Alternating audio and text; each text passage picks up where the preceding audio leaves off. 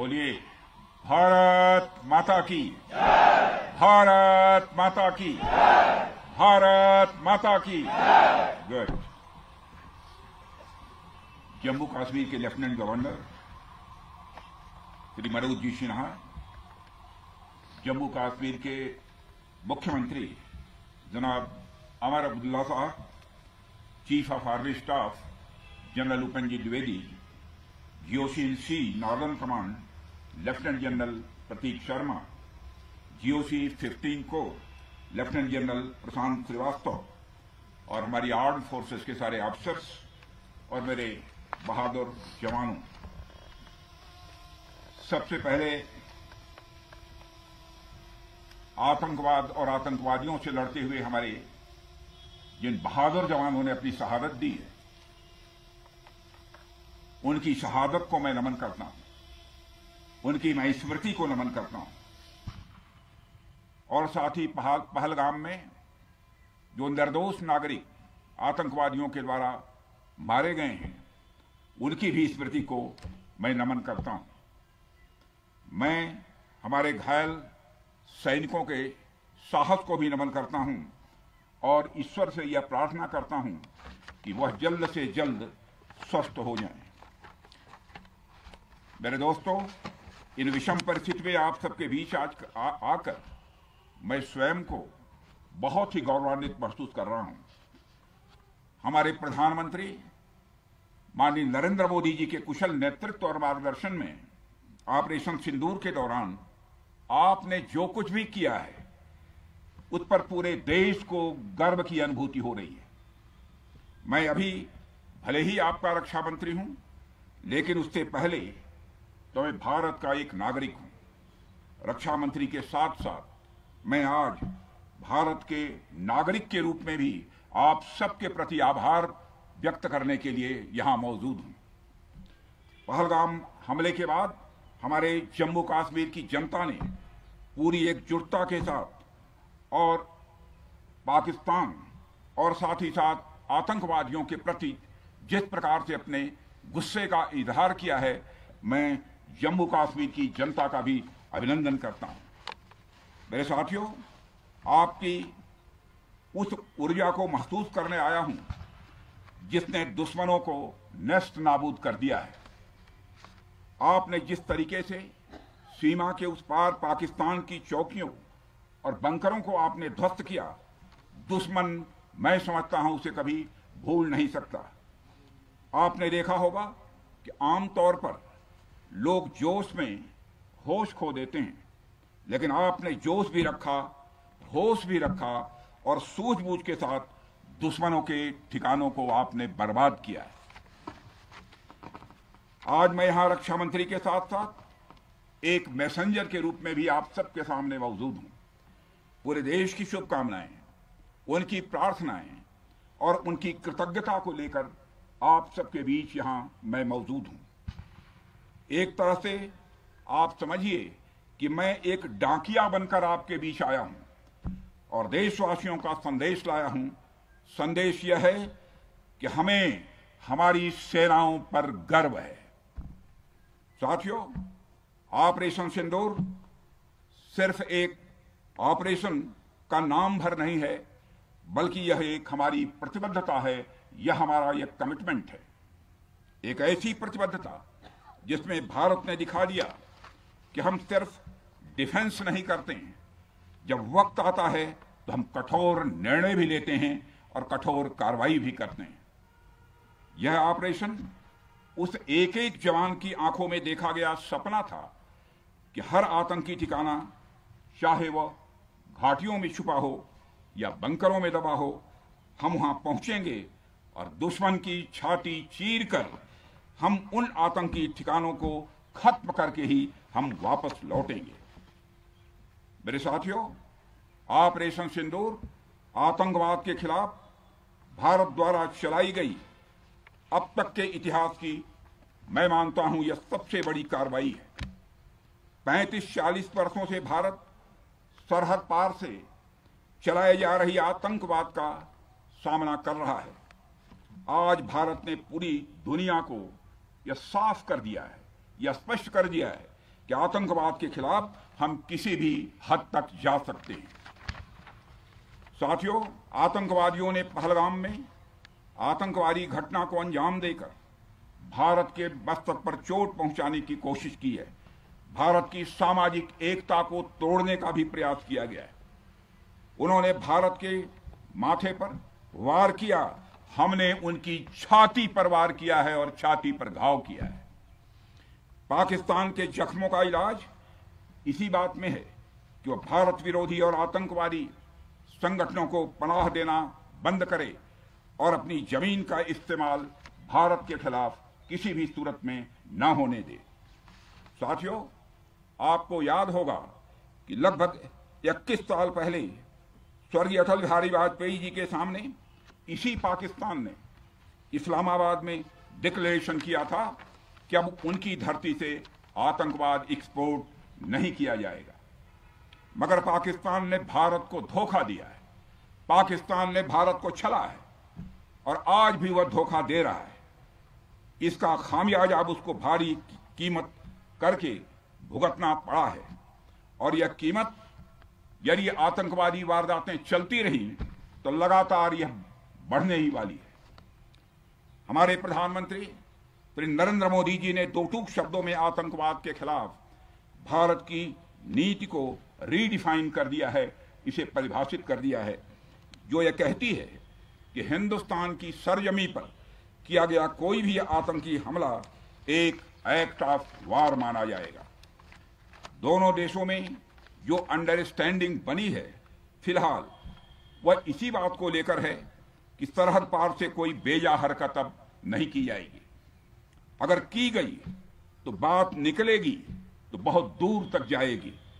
साथ ही हमारे प्रधानमंत्री ने यह भी साफ कर दिया है, आतंक और बातचीत कदापि एक साथ नहीं चलेंगे और अगर बात होगी तो आतंकवाद पर होगी और पाक ऑक्युपाइड कश्मीर पर ही होगी।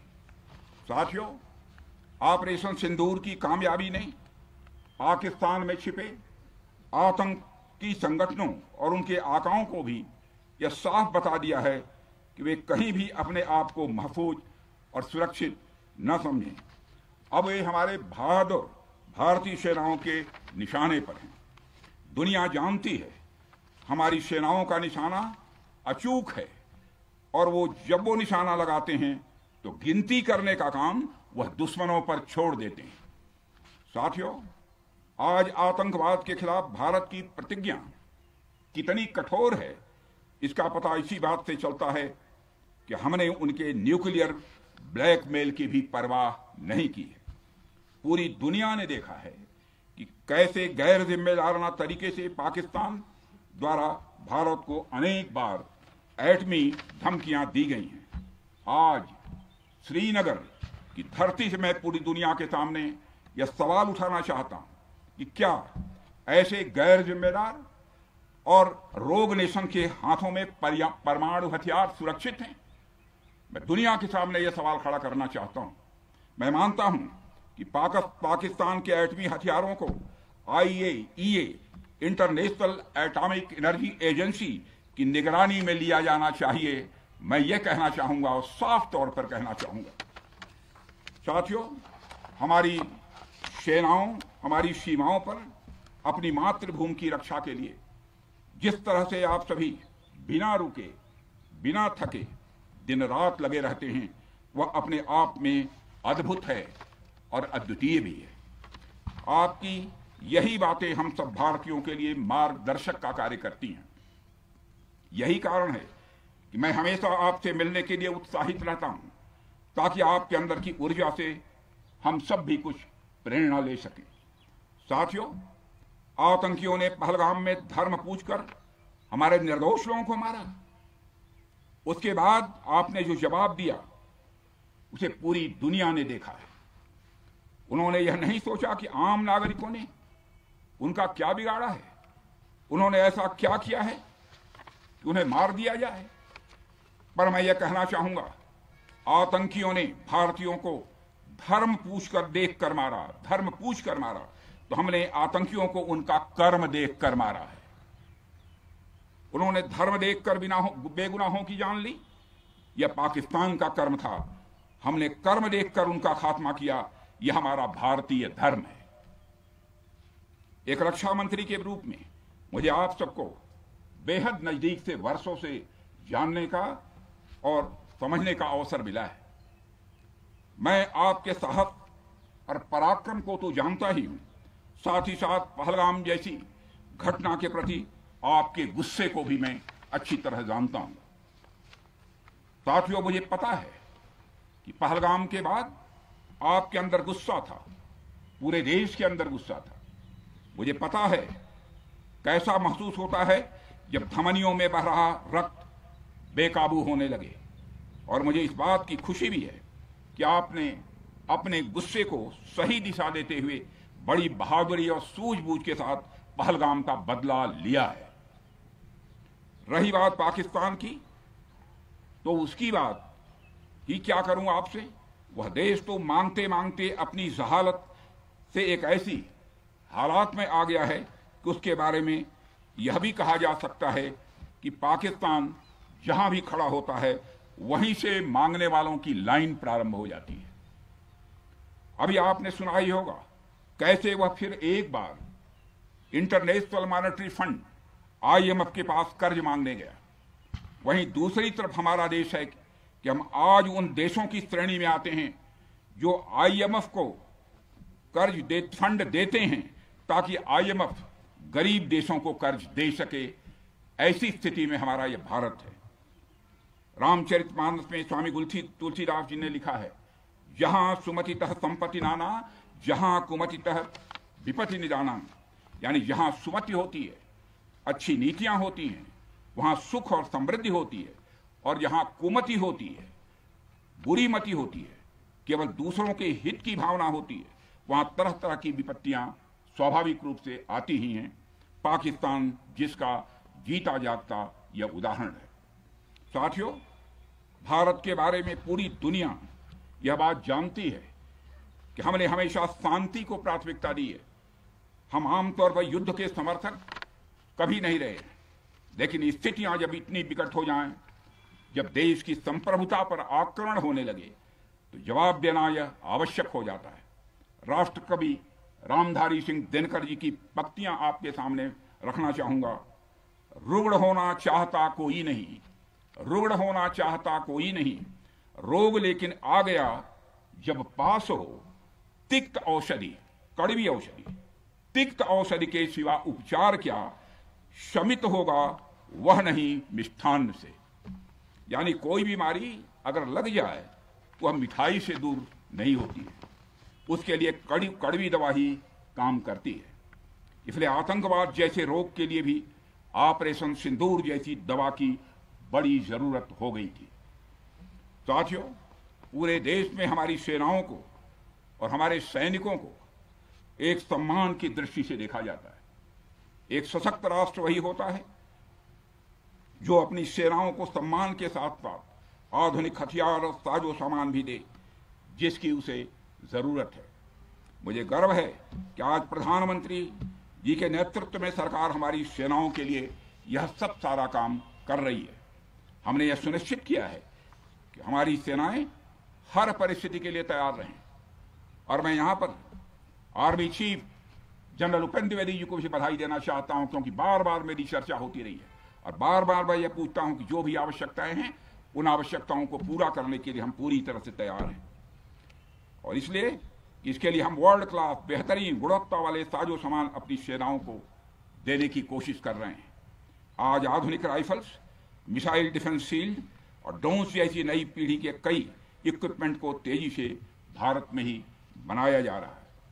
साथियों, इसके अलावा सीमावर्ती इलाकों में हमने जो काम किया है वो आप सब देख रहे होंगे। आज एलएसी और एलओसी पर भी कनेक्टिविटी है, वैसी पहले शायद कभी नहीं थी।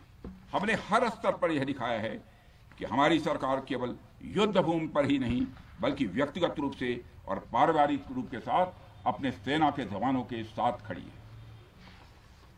साथियों, अंत में एक बार फिर आप सभी को आपके शौर्य और पराक्रम के लिए हृदय से हार्दिक बधाई देता हूं। मैं आपको यह आश्वासन देता हूं कि हमारे प्रधानमंत्री जी के नेतृत्व में देश की सरकार और देश की जनता हर कदम पर, हर स्थिति में आपके साथ कंधे से कंधा मिलाकर खड़ी है। मुझे पूरा विश्वास है कि आपके सहयोग से हम इस पूरे क्षेत्र में आतंकवाद का समूल नाश करेंगे, ताकि कल को कोई भारत की संप्रभुता के खिलाफ आंख उठाने की हिमाकत न कर सके। इसी आशा और विश्वास के साथ आप सबके शौर्य और पराक्रम की सराहना करते हुए और आप सभी को अपनी हार्दिक शुभकामनाएं देते हुए अपना निवेदन समाप्त करता हूं। बोलिए जय हिंद, जय हिंद। यहाँ का घोष वाक्य क्या है? इस भारत माता की जय। क्या बात है। भारत माता की